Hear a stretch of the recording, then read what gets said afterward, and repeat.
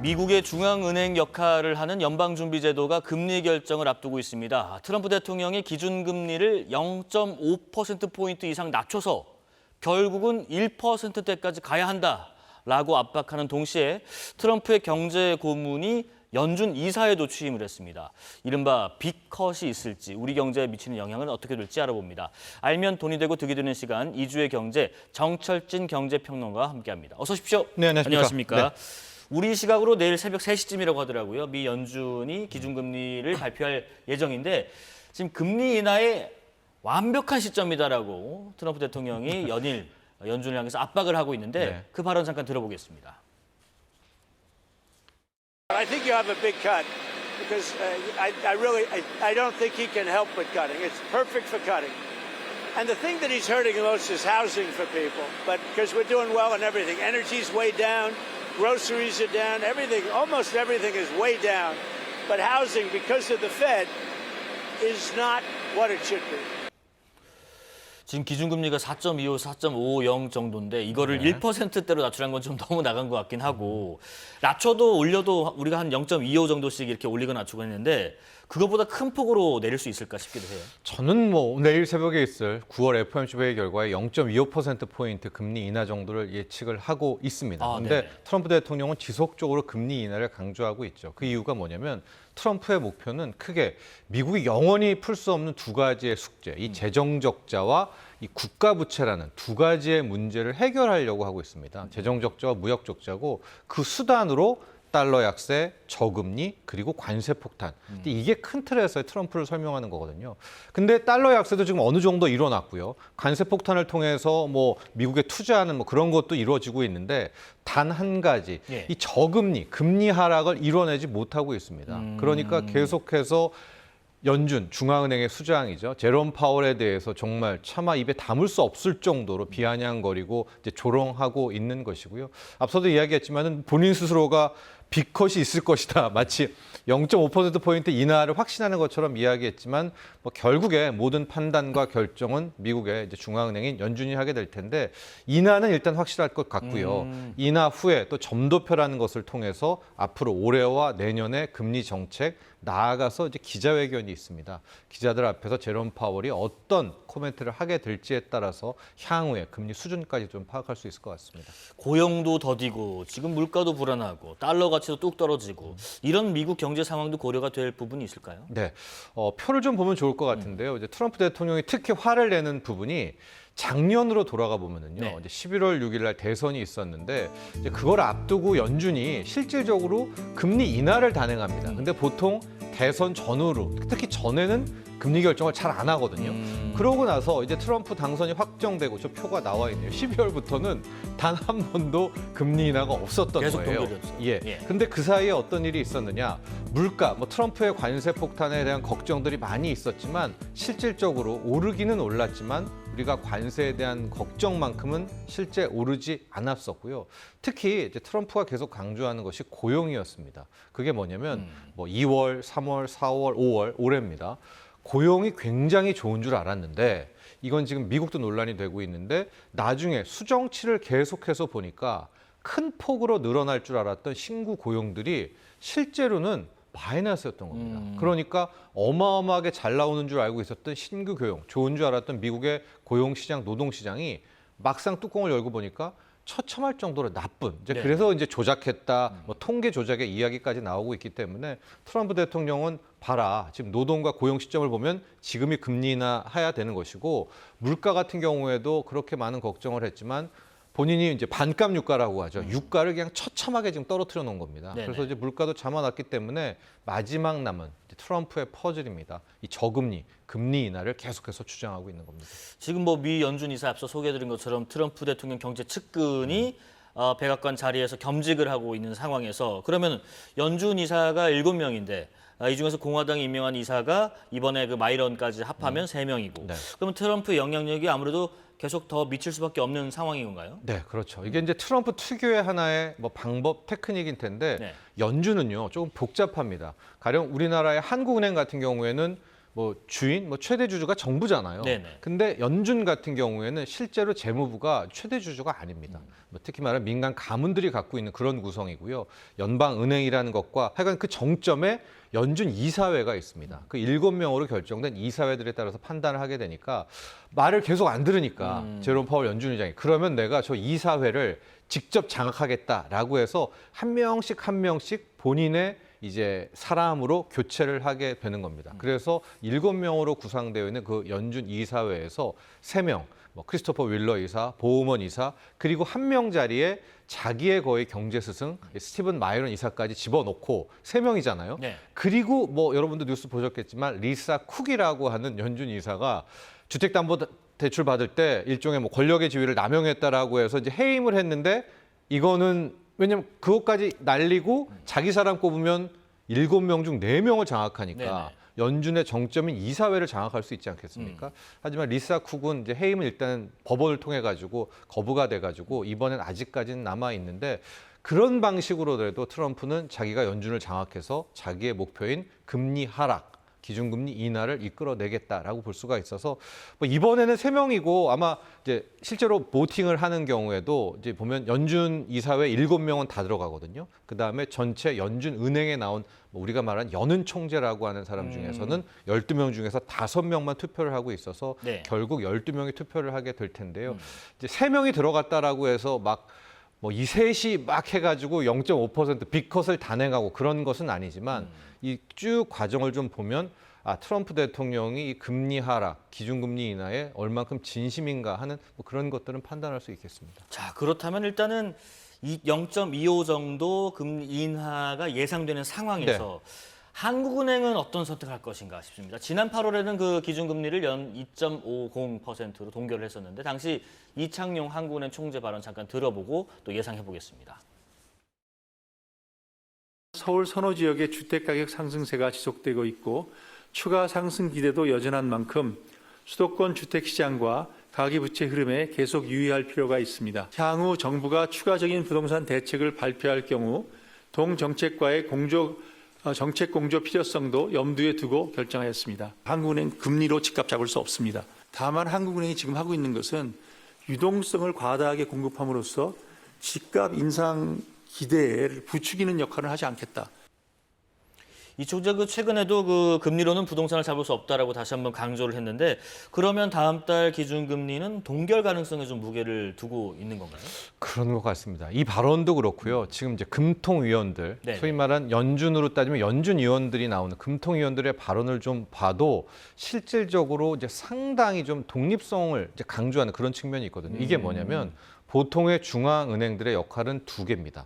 첫 번째는 물가죠. 물가를 잡는 인플레이션을 방지하는 거고 두 번째는 이제 경기라고도 해도 되고 이제 미국은 고용, 노동을 보게 됩니다. 그러니까 물가와 경기, 물가와 노동만 봐야 되는데 독특하게도 우리 한국은행 같은 경우에는 한 가지를 더 봅니다. 네. 그게 방금 총재도 얘기했지만 부동산과 가계부채에 대한 부분인 거예요.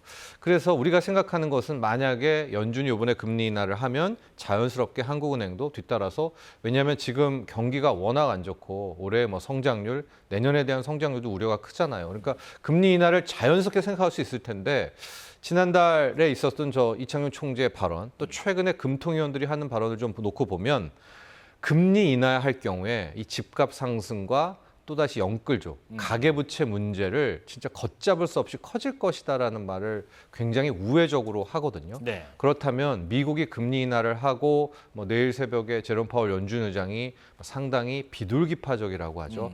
봐가지고 고용 안 좋으면 뭐 더 내리겠어. 뭐 이런 것들을 한다 쳐도 한국은행이 집값에 있어서 이런 부담을 느껴서 쉽게 추가적인 금리 인하를 안 하겠다는 그런 의지를 피력했습니다. 왜냐하면 말은 저렇게 해놓고 금통위에서 또 인하를 해버리면 글쎄 우리 중앙은행의 신뢰도도 훨씬 더 그렇죠. 타격을 예, 보고 이미 해놓은 있거든요. 말이 있다는 예, 거예요. 그래서 지금 놓고 보면 앞서도 이창용 총재의 발언이 뭐냐면 자기가 금리를 올려서 집값은 못 잡는다.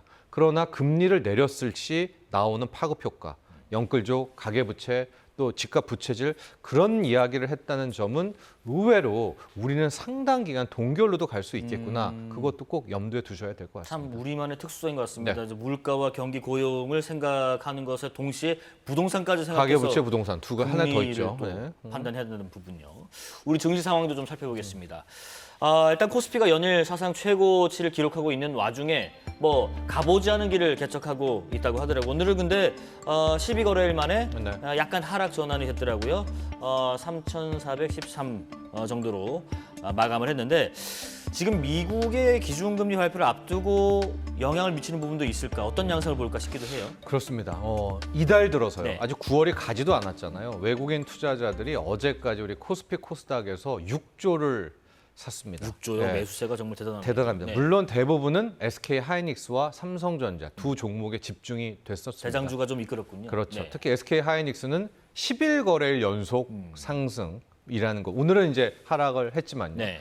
게다가 그 큰 종목이 벌써 한 31%, 32%가 그 짧은 기간에 이제 급등을 한 그런 상황입니다. 오늘의 하락은 뭐냐? 일단 내일 새벽에 있을 빅 이벤트가 있으니까 그동안 숨가쁘게 왔고 어느 정도의 이제 차익 실현에 대한 부분들 또 눈치 보기의 장세이기 때문에 오늘의 하락은 큰 의미는 없다라고 보고 있고요. 외국인 투자자들도 뭐 급격하게 뭐 1조를 판 그런 것도 아니라 뭐 잠깐 확인하고 왔는데 일단 눈치 보기 정도의 이제 매도로 일단 마감을 하게 된 건데요. 네. 이런 것 같습니다. 지금 우리는 환율 걱정도 있고 뭐 여러 부분 걱정이 있는데 지금 들어온 외국인 투자자들은 크게 두 가지를 베팅한 것 같아요. 첫 번째는 우리나라, 특히 우리나라의 이제 반도체를 믿는 그 신뢰가 하나가 있고 두 번째는 이제 미국이 본격적으로 금리 인하 국면으로 들어간다. 네네. 금리 인하라는 것은 결국 달러의 약세를 의미하게 되거든요. 그러면 아주 쉽게 생각해서 달러 들고 있는 투자자들이 미국에 남아있을 리는 없죠. 그렇죠. 달러가 약세니까. 그러니까 뭐 한국이라든가 특히 중국으로 지금 상당히 많은 자금들이 가고 있어서 이제 신흥국으로 간다라고 하는데 그 두 가지에 좀 초점이 맞춰 있다라고 볼 수가 있겠고요. 네. 이런 의견들도 많이 주세요. 지금 한미 관세 협상이 상당히 교착 상태고 네네. 이것 때문에 뭐 트럼프 대통령이 어떻게 할지 모른다. 이제 이런 우려도 분명히 주식시장에 있고 아마 매매하시는 분들도 뭐 어제 같은 경우에는 뭐 반도체 관세 폭탄 이야기도 하고 뭐 이렇게 하지 않았었습니까? 그럼에도 불구하고 왜 외국인들은 진짜 앞뒤 안 가리고 우리 한국 주식을 사고 있거든요. 그 두 가지에 대한 뭐 의문, 수수께끼도 결국은 좀 이달 말 10월 초가 되면 함께 좀 풀릴 것 같은데요. 아직까지 외국인 투자자들의 한국 주식에 대한 사랑은 이어지고 있다. 이렇게 보시면 될 것 같습니다. 지금 국내 증시가 우호적인 요인 중에 하나가 또 이런 것도 있을 것 같아요. 최근에 그 주식 양도세 대주주 기준 네. 50억 원으로 유지하는 거. 이 부분도 좀 영향을 미쳤겠죠? 상당히 크죠. 예. 이것도 투심에 대한 개선도 있고 지금 보면은요. 현 정부가 이제 주가 부양, 특히 증시에 대한 5,000포인트라는 것을 하나의 이제 국정 과제로까지 삼을 정도로 부동산에 있는 모든 자금을 주식으로 옮기겠다라는 쪽에 이제 굉장히 많은 포커스를 맞추고 있지 않습니까? 네. 벌써 1차 상법 개정, 2차 상법 개정, 지금 3차 상법 개정, 자사주 의무 소각을 담고 있습니다. 여기가 끝이 아니라 뭐 4차, 5차까지 이어진다라고 하니까 결국에 이런 거죠. 한국에서 일단 정부가 증시에 대한 부양을 한다라고 한다면 외국인 투자자 입장에서도 이게 이제 뭐 크게 어떤 변동성은 줄겠구나라는 방금 앵커가 이야기한 대로 뭐 그런 어떤 투심적인 측면도 분명히 뭐 영향을 미쳤다라고 볼 수 있겠습니다. 네. 그 걱정이 컸었던 그 KT, 그 대체 어떻게 이게 결제가 되고 돈이 빠져나갈 것인가 우려가 많았죠. KT 소액 결제 관련해서 이 사건의 용의자 검거됐다는 소식입니다. 40대 용의자고요. 중국 교포로 알려졌습니다. 지금 인천공항에서 검거가 됐다는 소식이 들어와 있습니다. 자, 그리고 지금 미 연준의 기준금리 발표를 앞두고 상승세 보이는 게 하나가 더 있습니다. 네. 바로 국제 금값. 금값인데 지금 뭐 금값이 뭐 계속 치솟고 있어요. 지금 그래프 보니까 뭐 천정부지 지금 오르고 있는 상황에서 미국의 기준금리를 인하하면 금값 랠리도 계속 이어지는 모양새인가 봅니다. 일단 저기까지 간 게 예. 실은 시장은 빠르잖아요. 예, 그러니까 간 거, 저게 온스당 3,700달러, 인류 역사상 최고치거든요.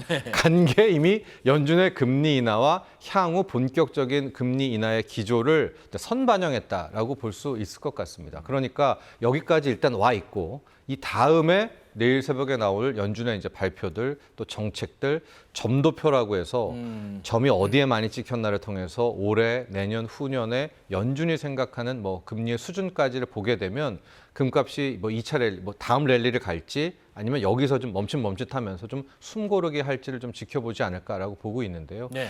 우리 국내 가격으로 좀 말씀을 드리면 지금 사려고 하시면은요. 한 돈짜리 금반지가 70만 원이 넘습니다. 70만 원이요? 예, 하고 집에 있는 금반지를 아마 팔러 가실 때는 한 62만 원, 뭐 60만 원, 62만 원 정도가 될 것 같고 뭐 5돈짜리 뭐 이렇게 글 중에서 아이 그 팔찌를 뭐 찾았다라고 했는데 그게 지금 350만 원입니다. 그런 식으로 따지면은 이제 그 정도로 금값이 가고 있고 그거는 또 다른 한켠에서는 그 상대 측에 있는 이 달러가 힘이 빠지고 있구나라는 것들에 대한 것들도 통찰해 볼 수 있는 그런 대목입니다. 네, 금값이 또 올라가니까 또 은에도 관심을 많이 네. 갖는다고 하는데 그런 부분도 좀 주목이 됩니다. 자, 마지막으로 다음 주부터 지급되는 2차 민생 회복 소비 쿠폰 이야기 잠깐 해보겠습니다. 이번에는 모두 주는 게 아니라 소득 상위 10%를 뺀 나머지 국민 90%에게만 지급하는데 그런 얘기도 나와요. 아니 뭐 9대 1이면 10% 빼는 게 큰 의미가 있는가 하는 얘기도 있고 그리고 법만큼 세금 많이 내는데 왜 10% 빼냐 뭐 이런 얘기도 있어요. 네, 일단 기준부터 말씀드리면요. 네. 재산, 이 자산과 소득 두 가지로 나누게 되는데요. 자산 같은 경우에는 지금 표가 나오고 있지만은 공시 가격 26억이니까 시가 30억 이상 이제 아파트를 소유하고 있거나 예금이 10억이 넘어서 연간 이자로 2천만 원 이상이 되는 분들은 아마 이제 제외가 되는 거고요. 소득은 이게 애매하고 또 복잡하잖아요. 네. 그래서 건강보험료를 전용해서 판단하기로 했습니다. 건강보험료도 1인 가구, 2인 가구, 그렇죠? 3인 가구, 4인 가구가 나누기 때문에 자기의 가구와 현재 내시고 있는 저 보험료를 맞춰보면 내가 대상이 될지 안 될지를 판단하게 될 텐데요. 말씀하신 대로 저게 이제 코로나 지원금 때도 그때 당시 20%가 세 번째, 네 번째 때 못 받았지 않습니까? 이제 그런 비슷한 논란인데 가장 많이 좀 불만을 표출하는 쪽이 맞벌이 부부 2인 가구에서 이제 저런 주장들을 계속해서 하고 있고 특히 이제 불만의 목소리 중에 핵심은 이번이 소비 쿠폰이잖아요. 예. 그러면은 다 같이 돈 쓰고 소비하라는 건데 왜 10%는 배제했는가라는 쪽이었었고 아예 50%를 나눠서 더 저소득층에다가 더 지원하는 것은 뭐 찬성인데 위에 10%를 빼는 것은 이제 여기 해당되시는 분들이 아 그건 좀 알 수 없다 이런 주장들이 뭐 각종 사이트라든가 이런 데서 올라오고 있습니다. 마지막으로 지금 뭐 이번에 추석 연휴 앞두고 일부 지자체에서는 별도로 민생지원금을 더 준다고 하는데 10만 원 받는 거에서 뭐 50만 원 더 주는 것도 있고요. 지자체 재정이 좀 괜찮나 봐요. 그렇죠. 지금 뭐 여기 영광군 같은 경우가 뭐 50만 원을 더 준다라든가 네. 또 부안군도 1인당 뭐 30만 원 이제 이런 식의 하게 되는데 이쪽 재정이 이런 지자체들이 그렇게 탄탄한 편들은 아니거든요. 그렇게 되니까 또 얘기하신 것처럼 이게 재정이 좋아서 한다라기보다는 이제 곧 있으면 지방선거 내년부터 지선이 있으니까 뭐라 선심성 정책이 아닌가 이런 지적도 함께 나오고 있습니다. 네. 자, 알면 돈이 되고 득이 되는 시간 이주의 경제 정철진 경제평론가와 함께했습니다. 고맙습니다. 자, 9월 17일 수요일 사사건건 여기까지입니다. 시청해주신 여러분 고맙습니다.